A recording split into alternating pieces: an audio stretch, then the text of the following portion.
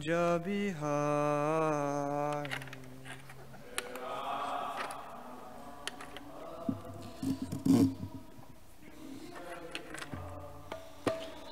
Jai Radha Madhava Kunja Bihari.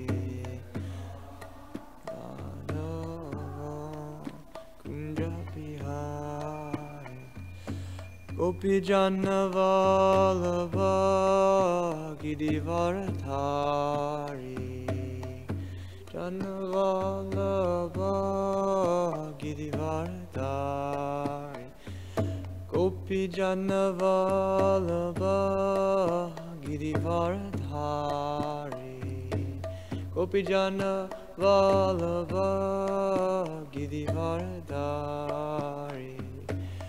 Yashoda Nandana Braja Jana Ranjana Nandan Braja Jana Ranjana Yashoda Nandana Braja Jana Ranjana Yashoda Nandana Braja Jana Ranjana Yamuna Tira Vanachari Tira Vanachari Yamuna Tira Vanachari Tira Vanachari Jai Radha Madhava Kunja Bihari Radha Madhava Kunja Bihari Jai Radha Madhava Kunja Bihari Radha Madhava Kunja Bihari. Srila Prabhupada ki jai. Kantaraj Srimad-Bhagavatam ki jai.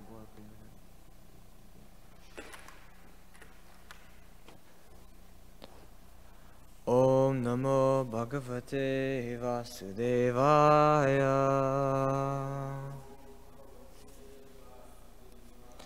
Om Namo Bhagavate Vasudevaya.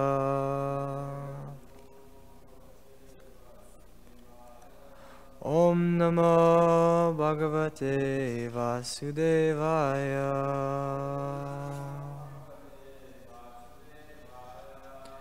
Narayanam Namaskrityam Naram Chaivam Narottamam Devim Saraswatim Vyasam Tato Jayam Hridiraye Nashtaprayeshu Avadreshu Nityam Bhagavata Sevaya Bhagavati Uttama Shloke Bhaktir Bhavati Naishtaki.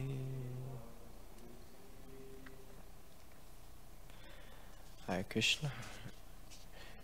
Reading from Srimad-Bhagavatam, Kantaraj Srimad-Bhagavatam, Canto 10, Chapter 1, Text 3.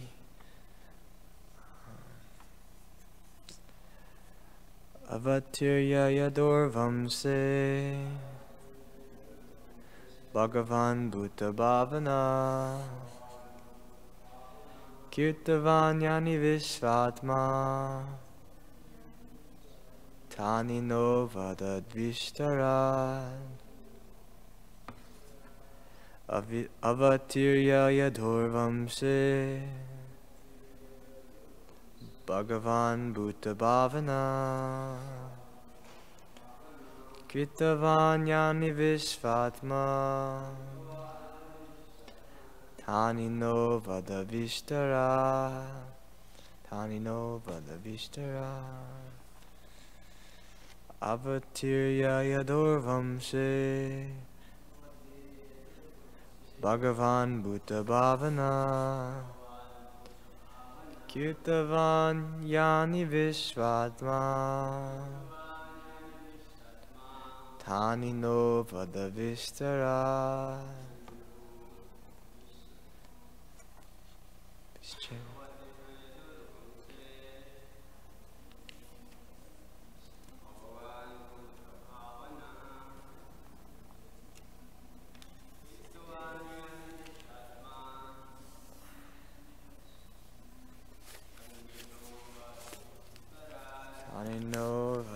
Vistara.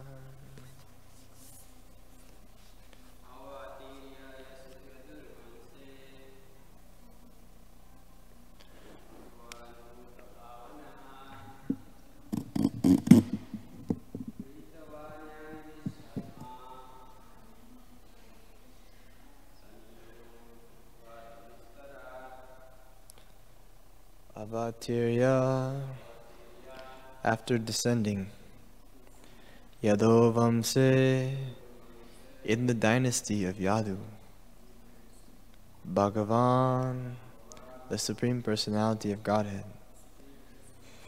Bhutabhavanaha, who is the cause of the cosmic manifestation,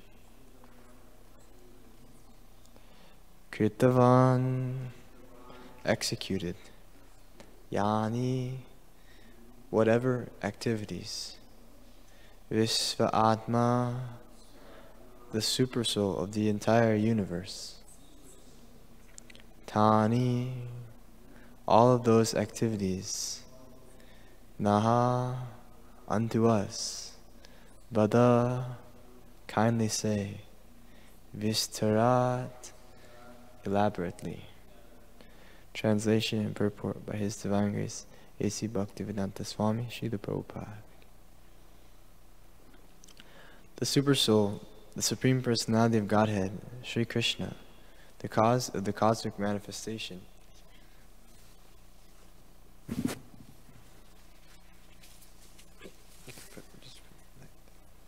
thank you, appeared in the dynasty of Yadu. I'll begin again. The Supersoul, the Supreme Personality of Godhead, Sri Krishna, the cause of the cosmic manifestation, appeared in the dynasty of Yadu. Please tell me elaborately about his glorious activities and character, from the beginning to the end of his life. Purport. In this verse, the words Kritavan Yani indicate that all the different activities Krishna performed while present on earth are beneficial to human society. If religionists, philosophers, and people in general simply hear the activities of Krishna, they will be liberated. We have described several times that there are two kinds of Krishna Katha, represented by Bhagavad Gita, spoken personally by Krishna about himself, and Srimad-Bhagavatam, spoken by Shukadev Goswami about the glories of Krishna. Anyone who becomes even slightly interested in Krishna Katha is liberated. Kirtanad eva Krishnasya mukta sangha param vrajet. Bhagavatam 12.3.51. Simply by chanting or repeating Krishna Katha, one is liberated from the contamination of Kali Yuga. Chaitanya Mahaprabhu therefore advised, Yare Deka Tare Kaha Krishna Upadesh. CC Madhya 7.128. This is the mission of Krishna consciousness, to hear about Krishna and thus be liberated from material bondage. Hare Krishna. Om Vishnu Padaya Krishna Prasthaya Bhutale Srimate Bhaktivedanta Swami Niti Namini Namaste Saraswati Deve Gauravani Prachayane Nirvishesh Shunyavadi Pashyatya Deshatarine Panchakopa Turubhyascha Kripasinu Cha Patitanam Pavanebhyo Vaishnavebhyo Namo Namaha. Jai Shri Krishna Chaitanya Prabhu Nityananda Shri Advaita Gadadhar Shivasadi Gaura Bhaktavinda. Hare Krishna, Krishna Krishna, Hare Hare, Hare Rama, Rama Rama, Hare Hare. Hare Krishna. I want to apologize for sitting on this exalted seat in front of more senior Vaishnavas, doing it as a service. I've been asked to do it, and so please forgive me for being a junior devotee and speaking. It's not really proper Vaishnava etiquette, but do it as a service. So hopefully can share some things about this verse that will be beneficial in some way. So, thank you. So, this verse is, I believe it's Maharaj Parikshit speaking.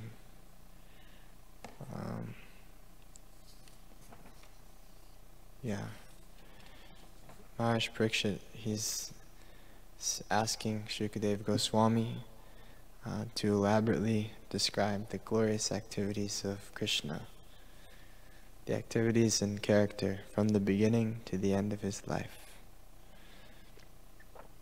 So, I've been meditating on one of the verses Mother Krishna Archana shared yesterday about the purpose of Krishna's coming and appearing in this world.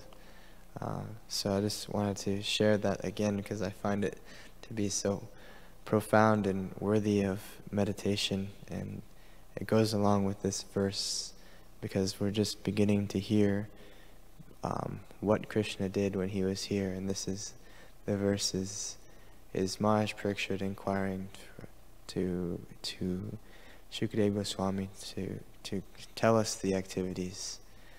And this verse from 924:61 is to show causeless mercy to the devotees who would take birth in the future in this age of Kali. The Supreme Personality of Godhead, Krishna, acted in such a way that simply by remembering him, one will be freed from the lamentations and unhappiness of material existence. In other words, he acted so that all future devotees, by accepting the instructions of Krishna consciousness stated in Bhagavad Gita, can be relieved from the pangs of material existence. So this is the same thing as being said in the purport, where I said, Kritavanyani, these words in this verse, all these different activities are beneficial to human society. So I wanted to just, this first point to bring up is understanding our great fortune to be able to hear the Srimad-Bhagavatam. Right now, I mean, I find it interesting hearing the Srimad-Bhagavatam in this setting, one verse at a time over a long period of time. It is effective, I find. When I read it over again on my own, and generally the classes for like a few days at a time, because the verses are similar, that there's like the same topic is spoken about for a few days, so it really goes in to our consciousness, and then over months, then we've read a chapter or 2 chapters maybe, but we've gone over it very thoroughly, one verse at a time. So it seems like we're going very slow, but it is effective in that sense. But so the great fortune of hearing the Srimad-Bhagavatam is it's actually the purpose, one of the primary purposes of Krishna appearing is so we can hear about his activities. That's what this verse from the 9th canto is saying, which is foreshadowing the 10th canto, which directly describes Krishna's activities. So something I meditate on frequently is how fortunate we are right now. And that's like my meditation most like time when I'm able to. I'm just trying to understand the fortune that we've received. It's really profound. It's beyond comprehension how fortunate we are. In the verse of in the 11th canto, it's described that in the purport 11.5.36, Prabhupada explains the Kali Yuga is the best age out of the 4 ages, because it's the most easy time to make spiritual advancement. And especially right now, in this Kali age, it's special. It's not just any ordinary Kali Yuga. It's the one Kali Yuga in the entire day of Lord Brahma, which is however many years, unmeasurable by our comprehension. Just once the original personality of Godhead appears in the Dwapara Yuga, at the end of Dwapara Yuga, and then we get to hear about him in this age of Kali. And also it's fortunate, the fortunate situation is how unfortunate it is, how difficult it is to survive in Kali Yuga and to be happy, and how much misery is there due to the lower modes of nature. This provides, and how much we don't have time to spare. Also, this plays into part how fortunate we are. It seems opposite. It seems like it appears that it's the most unfortunate situation you could ever have. That, being in Chicago, all the crimes and sinful activities and the disturbances of the mind, the disharmony between the members of society, the hard labor of almost every single person from the top to the bottom. All this is very unfortunate, but the fortunate aspect is the rare people who get the mercy of Krishna. It provides this unique opportunity to go back to Godhead very rapidly. When we have ample amount of time and resources and facilities for material life, it doesn't provide the urgency to hear and chant and to get out of the material world. It's that urgency that's here now is actually our greatest fortune of the soul. Otherwise, without it, it's hard to get ourselves to take to the spiritual path. But that's something very special that I try to understand on a daily basis, and I find it to be a complete 180 spin on my state of mind if I'm able to fully get into that vision of what is going on and what is Krishna consciousness.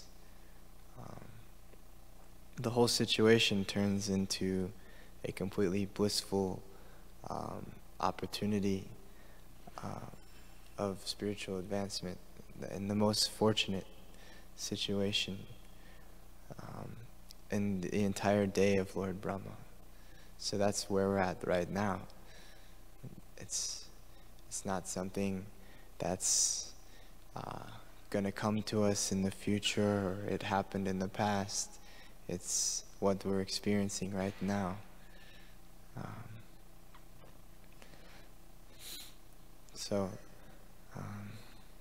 I just keep I'll keep trying to process it. It's so easy to get lost in the disturbances of Kali Yuga, and the mind is very easily swept into it, the negative aspects of Kali Yuga. But by continuously reading the Srimad-Bhagavatam, like this verse is saying, this is the medicine, the two things, reading the Srimad-Bhagavatam and doing Harinam Sankirtan.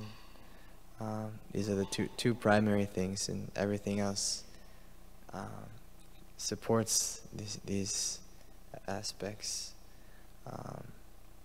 Very beautiful deity worship, and temples, all these things, nice prasadam to keep our bodies healthy so we can keep hearing and keep chanting. So that's the first point that I wanted to bring up, is that fortune that we're in and trying to digest that. And then the second part is how we take advantage of that according to this verse. How do we take advantage of it is the hearing process primarily in the beginning. So that's the second part I want to speak about, is the hearing process.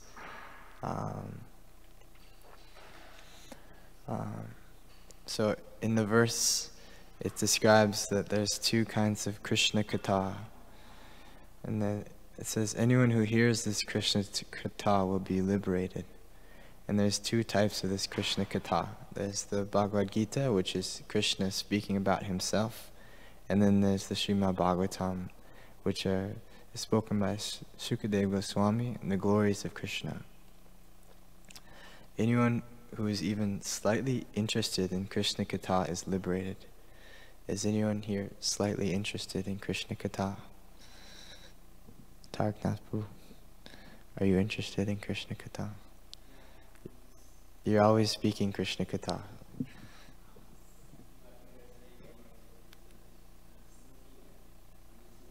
Yeah, I know.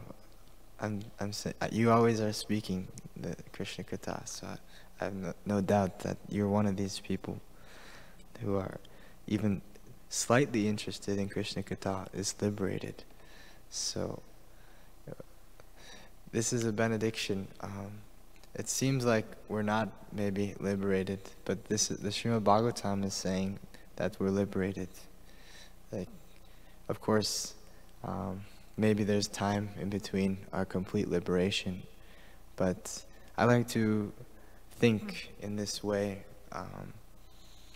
Kind of sometimes I feel like this pressure of like, I don't know anything. I don't know if Krishna, it's like kind of this stress, like if you only knew that Krishna was right here, then it's like I kind of feel down about myself. I don't know, I'm not Krishna conscious. But verses like this and statements like this help me. I just kind of try to accept it, that it's not me. Maybe I'm not Krishna conscious, but I'm here and I'm reading this, I'm doing what it's saying, and it's saying that anyone who does this becomes liberated very quickly. So, in one sense, you have to stay humble and realistic and not say, I'm liberated from material nature, obviously. But in another sense, there's this confidence that needs to be there also in the process, and also fully accepting that that these benedictions with faith,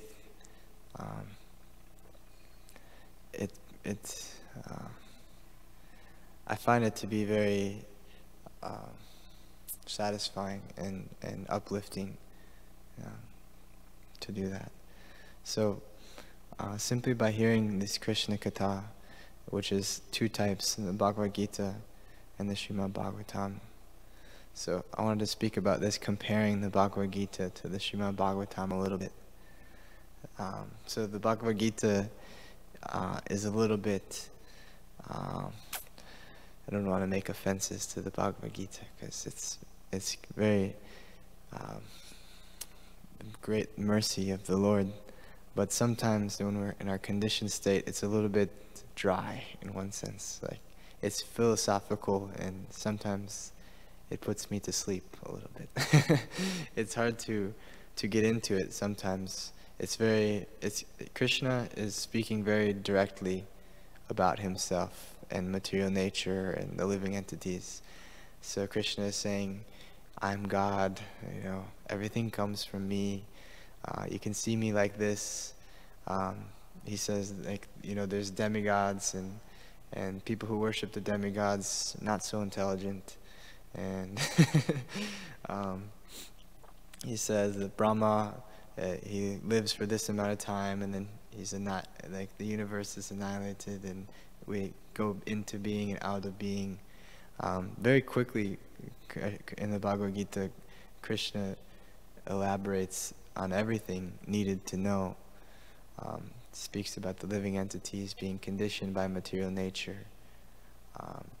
But the Srimad-Bhagavatam is all of this information in like a story form, showing examples and in details of what Krishna spoke in the Bhagavad Gita.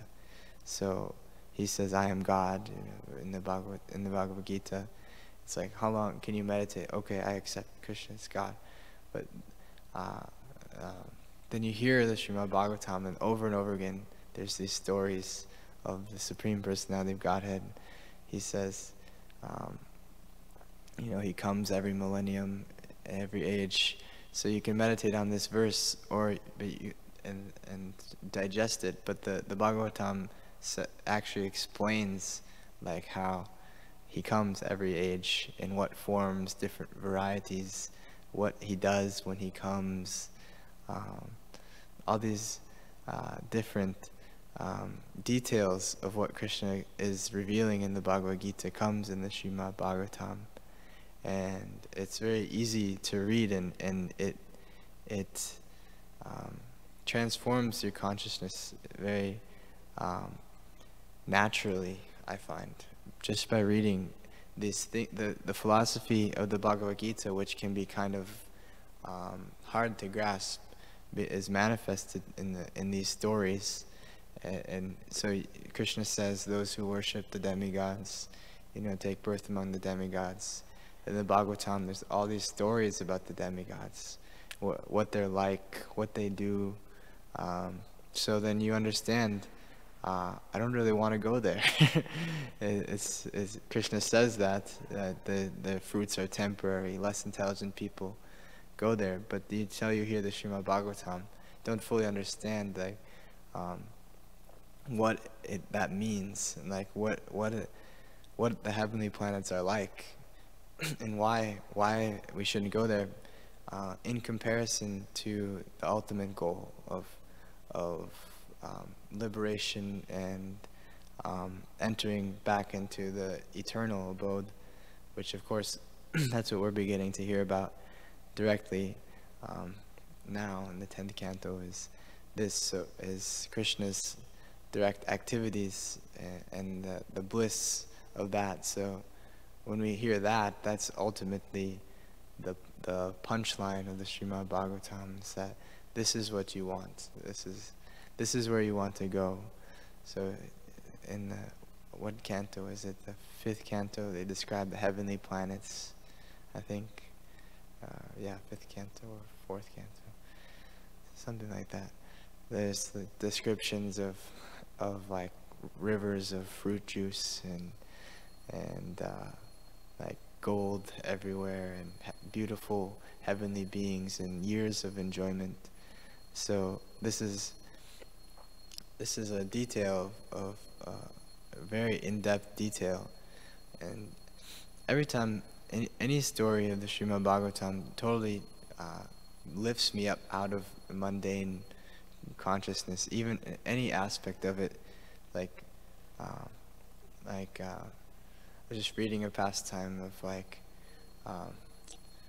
yesterday, the pastime of devotee or the personality who got turned into a woman by going into the forest where Lord Shiva resides, and just hearing that is like, it just totally lifts you out of like the day-to-day affairs. Like this exists. There's like a personality named Lord Shiva, and even if it's not directly about Krishna, every aspect of it is very profound, and gives us information of just this universe in and of itself, which is profound. And that's what the Bhagavad Gita gives us, a glimpse in detail of this universe, the material elements. But the Bhagavatam, like I'm saying, is adventures and stories and pastimes that allow us to realize the philosophy. So that's the second point that I wanted to make. There's a verse in this purport. Srila Prabhupada quotes C.C. Madhya Lila 7:128. So the translation is that he doesn't quote the translation. He just says, "This is the mission of Krishna consciousness, to hear about Krishna and thus be liberated from material bondage." So the translation is, "Instruct everyone to follow the orders of Lord Sri Krishna as they are given in the Bhagavad Gita and Srimad-Bhagavatam. In this way, become a spiritual master and try to liberate everyone in this land." There's the nice purport too. "This is the sublime mission of the International Society for Krishna Consciousness. Many people come and inquire whether they have to give up family life to join the society, but that is not our mission. One can remain comfortably in his residence. We simply request everyone to chant the Maha Mantra. Hare Krishna, Krishna Krishna, Hare Hare, Hare Rama, Rama Rama, Hare Hare." If one is a little literate and can read the Bhagavad Gita as it is and Srimad-Bhagavatam, that is so much the better. These works are now available in an English translation and are done very authoritatively to appeal to all classes of men. Instead of living engrossed in material activities, people throughout the world should take advantage of this movement and chant the Hare Krishna Maha Mantra at home with their families. So, this is the mission of Krishna consciousness described by Srila Prabhupada. I find it's such a simple process of hearing and chanting. Is that really all that we have to do to become liberated? It seems like we have to become, I mean, this verse in the actual translation, it says, "Become a spiritual master." So that seems like a daunting task.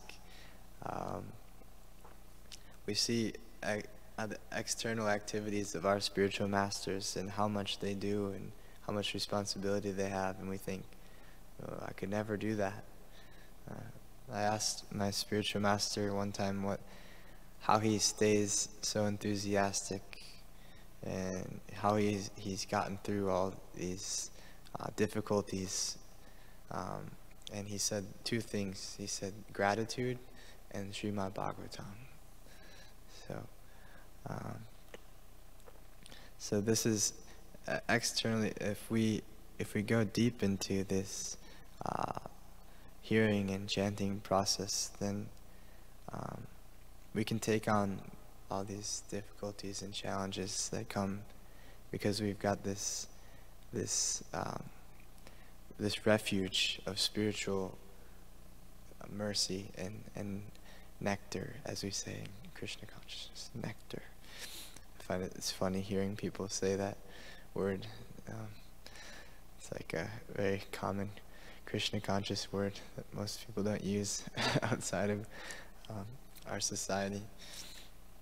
But so when we get this taste, then all these things, other things fall away.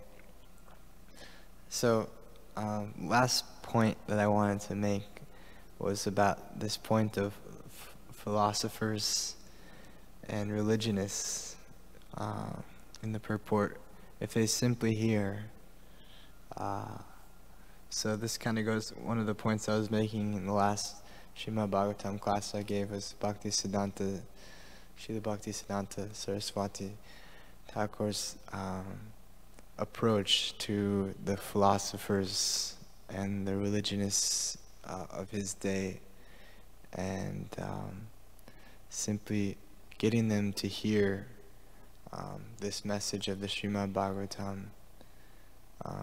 He mentioned, there's a quote that he said that getting them to understand that this is what is actually beneficial for them. It's actually in their greatest interest to take up this process of hearing the Srimad-Bhagavatam. If only people knew how much we had to offer, how much was in the Srimad-Bhagavatam. If only they could see that how much insight it gives to reality. That's the verse in 1-2 translations, to reality distinguished from illusion. If only they knew, these people searching, how much they could get. A lot of them see it just as mythology, and they just go on speculating. And so it's our duty to hear again and again this message and digest it and realize it and share it in an understandable way, so people can understand that this is the reality, that there's the universal affairs. What is karma? What is jiva? What is Ishvara? What is kala? What is karma? These things, the Vedanta and the Srimad-Bhagavatam gives all that in action. And we can realize everything. It literally teaches us everything about reality. And so that's the mission, is to keep hearing about Krishna and developing this understanding of reality, and ultimately coming to the pastimes of Krishna. We become liberated from material bondage. Of course, by continuously chanting and Harinam Sankirtan, along with reading the Srimad-Bhagavatam, and temple services too, and everything else that is a part of the bhakti process given by Srila Rupa Goswami. So these are my thoughts on this topic. Thank you for listening to me speak about this and giving me the opportunity to try to share some things from my limited understanding. So if anyone wants to add anything, I'd be grateful.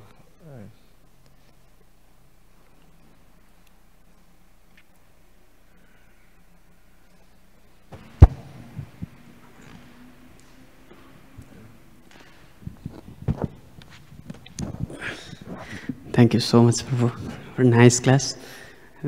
Now we are enjoying Krishna Leelas. So, at least something we are, hearing from you.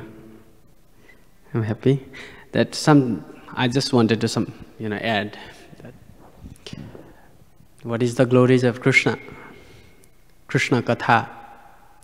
So, Sukdev Goswami is saying to Parikshit Maharaj that if you just interested, you are not chanting, just you are interested, you are thinking, I will chant. You are not chanting, even you are not chanting, but if you just think, then you will get liberated. That's the glory. And if you chant, what will happen? If you chant, what will happen? Now we are going to approach this Gopi Geet, separation of gopis. Gopis are saying, Tava kratha amritam tapta jivanam. So nice verse. They are saying, if you chant, that's the benefit. What will happen? Tava katha amritam. Your katha. Tapta jivanam. Those who are burning in material, world, they are in their lusty desire. They are burning. But Krishna Katha is like a, moon. They will feel so, happy when they will chant it. Just like when somebody feeling so hurt and cool moon is there, and they will feel so peace, like that. Krishna Katha is like that. And Krishna says, what will happen? When you will do it, when you will chant it, then you will come to understand that who is Krishna. And Krishna says, if you know about me, janma karma chame divyam evam yovetti tattvataha tyaktva deha punarjaima janma naiti mameti so Arjuna. So this is the benefit.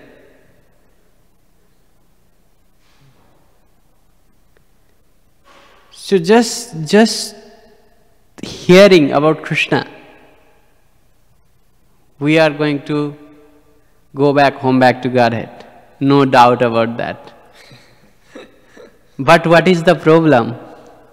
Sat Krishna namadi charita sitapya vidya pitto patapta rasanasya narochikanu kintva daradanu dinam khalusaiva justa kramada bhavati tadaguda moola hantri. It's very difficult. In this age of Kali, it's very difficult. Because we already, when we will come out from womb of mother, inside the womb of mother, we are praying to Krishna, please, anyhow, please pick me up from this place. Then what I will do? I'll serve you. As soon as we come, we will mix in this three mode of material nature and we will forget Krishna. We are grabbing to Maya and forget Krishna.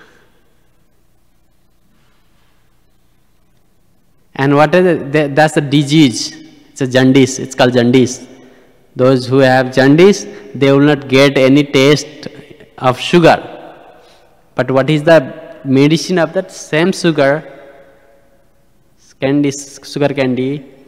Every day in one quotas, limited there. So they will take like that every day. So gradually, not only cure, it will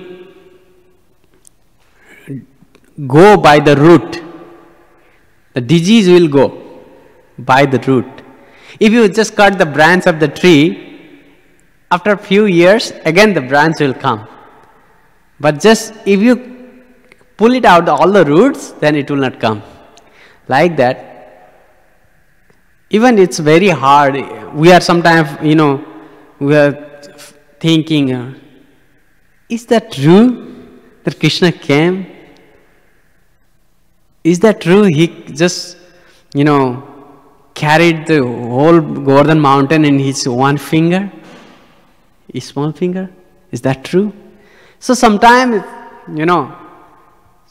the non-devotees are asking, what is the proof of that? It's just like one story. And Sukdev Goswami, just if you think it's a story, if you, thinking about it, you will get liberated. What about devotion? And those who are hearing Bhagavatam, just day before yesterday or that before yesterday, we are, talking about, and that time I was also feeling that Sukdev Goswami was he's a Trikaldarshi. He knows all the, past, present and future. So I think he can see that maybe in Chicago, these devotees are there. So sometimes I was feeling like that. He knows everything. So now we are doing this, really. In this age of Kali, we are hearing Bhagavatam. We are not thinking other things, just listening Krishna Katha. So he is especially saying about us, I think. So I was thinking, what is the glories of Krishna? Sukdev Goswami is saying, just to, if you think Krishna, that's the key. And other thing, Devati, Kapil's mother, Devati saying, Krishna, glories of Krishna Katha, if somebody, even they can born in, lower family, like dog eater's family. If they chant, they are a pure devotee. They are devotee of Krishna. But if someone born in Brahmana's family, if they are not, they don't know about Krishna, means they are not a Vaishnava. So Devati was saying, this is the glory of Krishna Katha. So we are very happy. Giridhari Prabhu is sharing some Krishna Katha. Thank you so much. I just wanted to share that. It's like the verse is Kalo Jani Shimananam. Kalo Jani Shimananam. Kalo, in this age of Kali, Jani Shimananam, of the conditioned souls who will take birth in the future. So that's us. It's factually speaking about us in our situation, which is, I find it interesting. It's like not that we personally are like in the Bhagavatam, but it's like basically like entering into the Bhagavatam. This verse is like allowing me to see that like we're a part of it. We're a part of it. Becomes alive to me. It's like I remember hearing Bhakti Tirtha Swami exchange when he was leaving his body, when Radhanath Swami shares the story that he was just profusely crying in bliss, basically, and he was saying that it doesn't get any better than this.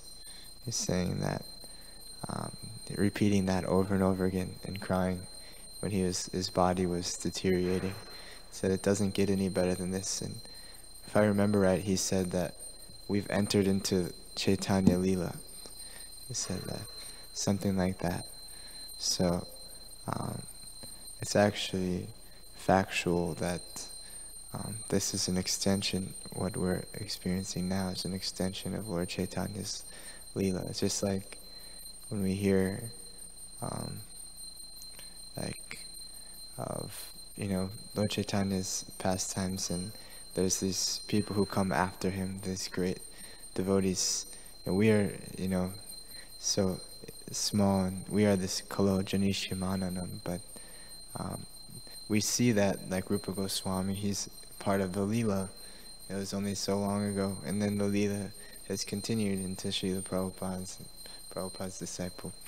Now there's a book called Srila Prabhupada Leela Amrita, so it's called the Leela. The devotees in that time maybe weren't thinking that they were a part of a Leela, but in the future people will read this book and say, this was a Leela, this is a pastime. So we've entered into this by the causeless mercy, and so it becomes alive presently. I like to think in those terms of like this. I like to think of the present times, and like I like to think of like the past times, especially like Chaitanya Leela, of like actually being in it, and like I like to think of like, and so this is now where we're at. This is the pastime that we're in, and how do we get closer to the past? How do we get closer to the Lord? How do we get into another pastime that's closer to the Lord? I don't know if that's a bona fide way of thinking. But it's one of my meditations. If that makes any sense. Like, we're in a pastime now, but we have to get closer. We have to enter into a more intimate association and become purified more. You want to share something?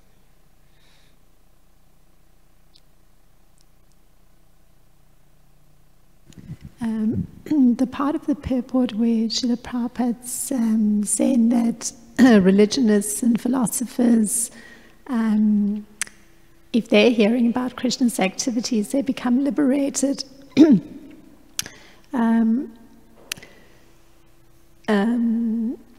There was some time back where I would attend with another devotee some interfaith meetings. So one could say one was at a round table of religionists, but the presiding chairperson was from a particular religious group, and what could have been a dialogue and could have been exposure of everyone to the teachings of their particular faith ended up that the chairperson would, in a biased way, take what was favorable to the theoretical framework of that religious group. And so what was shared from the Srimad-Bhagavatam one time in particular was very interesting. What was shared, because some questions were always posed and one had to think about the questions. So, and they were usually from the Christian framework of, the heavenly, going to heaven and how one qualified to go to heaven and things like that. So what was shared from the Bhagavatam one time was a description of the heavenly planets, which you brought up during the course of your presentation. And there was great excitement about hearing about what the heavenly planets look like, because I guess the Christian scriptures don't have that. So thereafter, every time in those meetings, 2 or 3 phrases from the Bhagavatam description of the heavenly planets had suddenly become part of that theoretical framework of that particular religious group that the chairperson was part of. It's just sort of amusing in one way, but then there wasn't receptivity to other parts that didn't fit into the framework. So that was the dilemma that emerged with trying to share Krishna's activities with a group of religionists. So I'm just sharing that.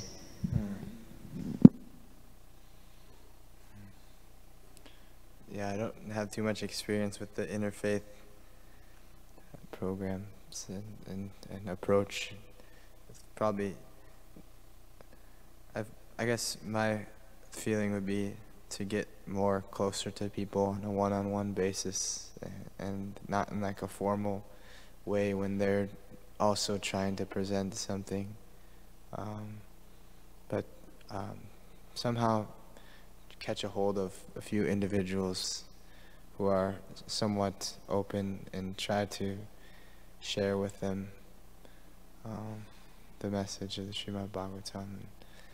And I think that's kind of the approach that I'm heading into my attempt to share Krishna consciousness, is to not think so big or try to do such big things, like make a whole group of Christians become like readers of the Srimad-Bhagavatam, but just one individual here and there, and try to sit down with them and read through the Bhagavatam or something, things like that, were very personal and intimate, and getting people to, allowing people to tap into it. That's kind of where I'm trying to head in that direction. I'm not sure if that kind of makes sense. I think there's still value to trying to do the dialogue with the interfaith. It's a lot of learning experiences, I'm sure, as well. It's just my thought is like kind of catching people on a more personal and intimate level and trying to scoop in the mercy, like take this and sneaking it in, so tricking them into taking the transcendental mercy. All right, thank you so much. Gantara Srimad-Bhagavatam ki jai. Srila Prabhupada ki jai. Tagore Premanande Hari Hari Bol.